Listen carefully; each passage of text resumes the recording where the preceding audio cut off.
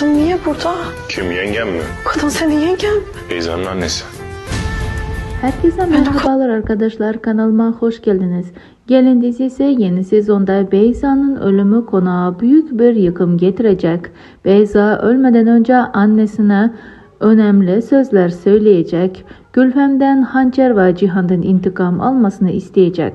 Cihan ve Hançer konağa geri dönecek. Cihan Hançer'i mutlu etmek isteyecek.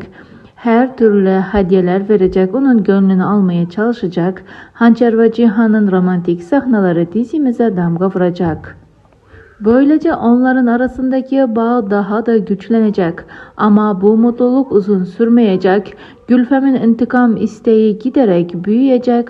Hançer'e zarar vermek için tehlikeli planlar hazırlayacak. Eğer olaylar büyürse Efehan çok zor durumlarda yaşayabilir. Ama merak etmeyin, Cihan ya da Hançer vefat etmeyecek. Gülfem de kendi kurduğu tuzağın içine kendisi düşecek. Hançer ve Cihan sonunda rahat nefes alacak. Peki arkadaşlar, sizler yeni sezonda neler bekliyorsunuz?